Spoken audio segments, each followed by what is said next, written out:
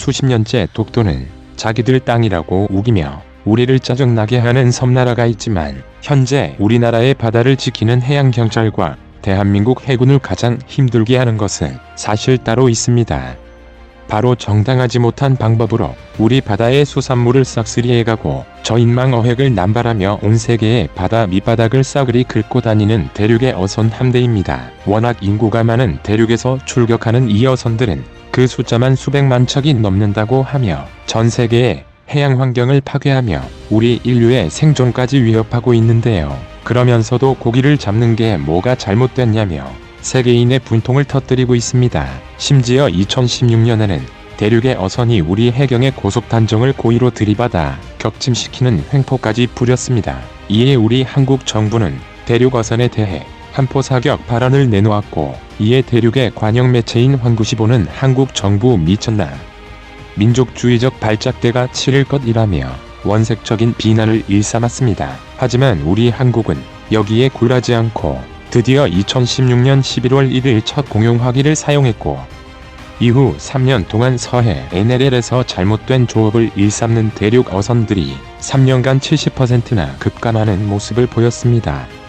오늘은 대륙의 어선 함대가 지구상에 어떤 피해를 일으키고 있으며 우리는 이를 막기 위해 어떻게 대응하고 있는지 살펴보겠습니다. 전문가는 아니지만 해당 분야의 정보를 조사, 정리했습니다. 본의 아니게 틀린 부분이 있을 수 있다는 점 양해해 주시면 감사하겠습니다. 놀랍게도 대륙의 어선들이 해외의 많은 국가들의 영해를 침범하고 그들의 수산 자원을 싹쓸이한 것은 어제 오늘의 이야기가 아닙니다. 우리 한국의 경우 조선시대 영조 때 박문수가 우리나라 서해에서 불법 조업을 하는 청나라의 어선을 단속하기 위해 지원을 요청했던 것이 기록되어 있는데요. 역사적으로 한동안 대륙의 힘이 약해졌던 시기에는 잠잠했지만 패권 국가가 되겠다고 난리치고 있는 지금 대륙의 어선 군단은 전 세계적으로 현지 어민들과 수산 관련 행정기관들은 물론 해군까지 골치 아프게 만드는 존재들이 되었습니다. 이들은 우리 한국은 물론 일본, 러시아,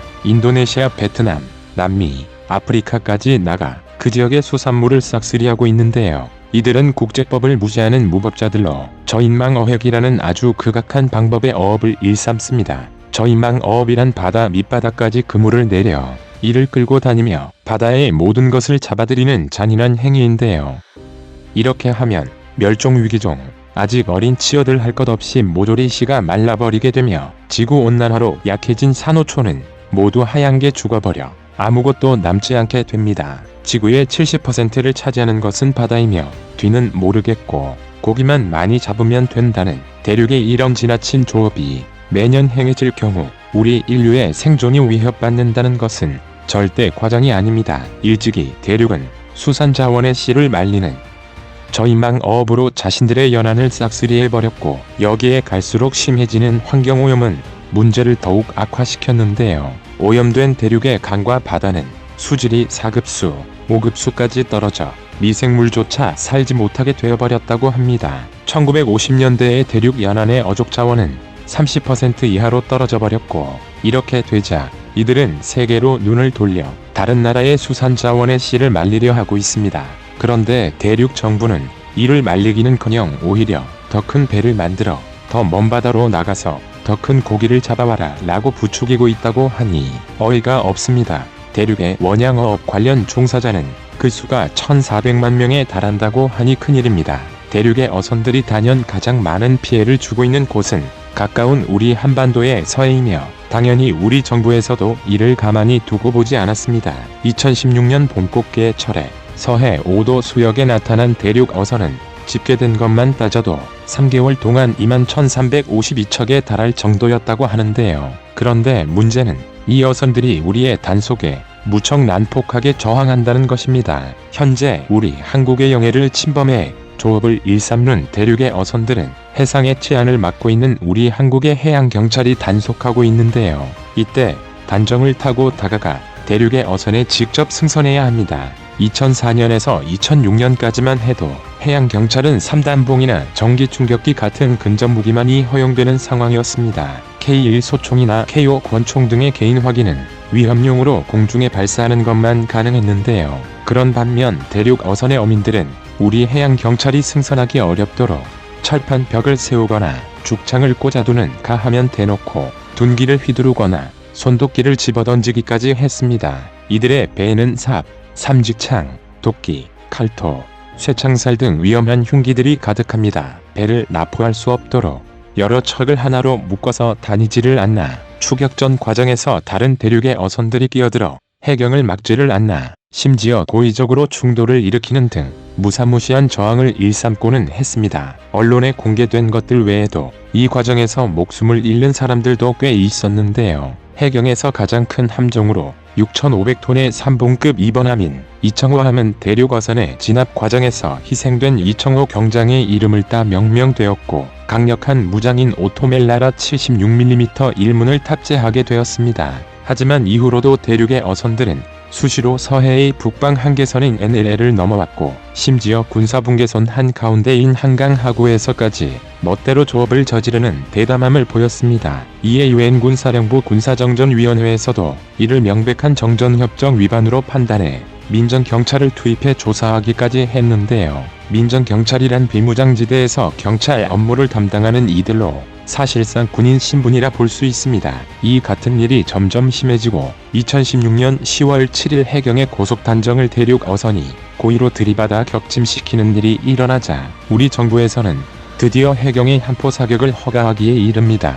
대륙의 어선이 우리의 경비 함정을 공격할 경우 20mm 벌컨포와 40mm 함포 등으로 대륙의 어선을 직접 공격하거나 들이받는 것도 가능해졌죠. 이에 대륙 정부에서는 한국 미쳤냐 라며 길길이 날뛰었지만 11월 1일 대륙의 어선이 해경 함정을 둘러싸고 충각 위협을 가하자 결국 공용화기인 M60으로 대륙의 어선들의 600에서 700발의 첫 사격을 가하기에 이릅니다.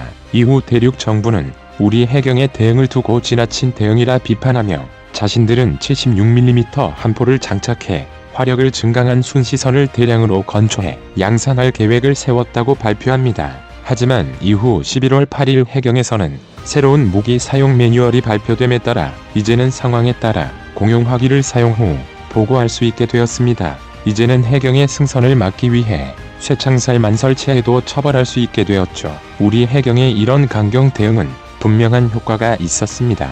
2015년 대륙 어선의 잘못된 조업 적발 사례는 3,953척이었지만 2016년 11월에는 1,712척으로 절반 이하로 줄었는데요. 우리 해경의 단속이 강해지자 대륙 어선들의 잘못된 조업은 2019년까지 3년간 70%나 급감했습니다. 이 같은 강경 대응은 우리나라에서만 있었던 것이 아니고 일부 국가는 납포한 대륙 어선을 폭파시키는 화끈한 대응을 보여주기도 했는데요. 이 때문인지 2020년 들어 대륙의 무장 어선 활동이 눈에 띄게 줄어들었습니다. 하지만 대륙 정부는 2020년 12월 대륙 어선이 세계의 수산자원을 싹쓸이한다는 것은 말도 안 되는 소리라며 우기고 있는데요. 이제는 2021년 1월이 되자 대륙의 상선들마다 미사일을 숨겨놓고 유사시 사용할 수 있게 하는 등의 민병 대화를 지원하고 있습니다. 서해에서 대륙 어선은 2020년 이후 다시 늘어나고 있고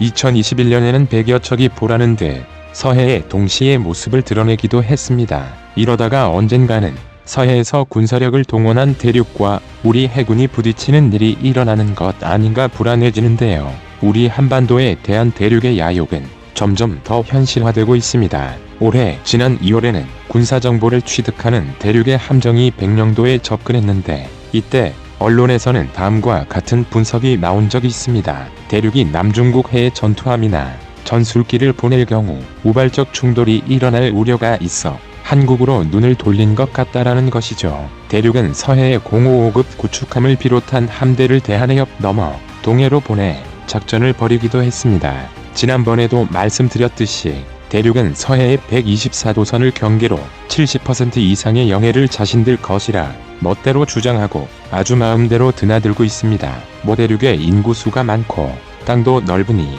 그렇다는 납득할 수 없는 이유를 대면서 말이죠.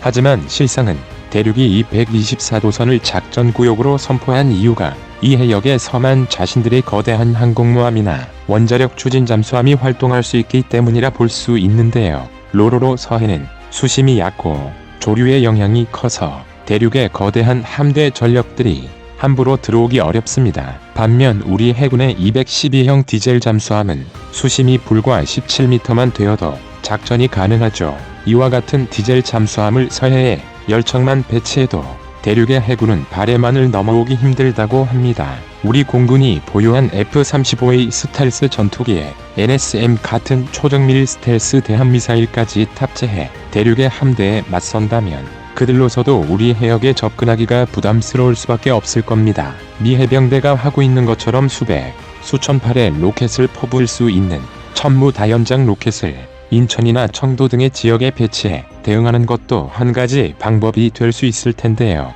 대륙의 반접근 거부 전략인 A2AD 전략을 그대로 이용할 수도 있을 겁니다. 대륙은 미 해군 항모전단의 위치를 실시간으로 파악하고 미 함대의 이동 경로가 어디인지, 항모의 최대 속도가 얼마나 되는지 등의 조건을 부여해 미 항모전단이 회피할 수 있는 범위를 우선 설정한다고 합니다. 그런 다음 DF-21D 같은 수십 발의 극초음속 탄도미사일을 그들의 회피 범위 안으로 무수히 발사해 광역으로 제압하는 방법을 쓸 계획이라고 하는데요. 이때 항모를 직격하기는 어려우니 그 대신 정전탄이나 EMP탄, 넓게 파편을 뿌리는 집속탄 등을 장착해 날릴 것이라고 합니다. 이 같은 방법으로 미 해군 함대가 회피할 수십 킬로미터 반경을 타격하면 예민한 함정들의 레이더들을 사용할 수 없도록 만들 수 있고, 그런 다음 내륙과 산둥 항모, 랴오닝 항모에서 발사하는 대량의 극초음속 대함미사일, 이하 많은 함재기들에서 발사하는 대함미사일들을 활용할 것이라고 합니다.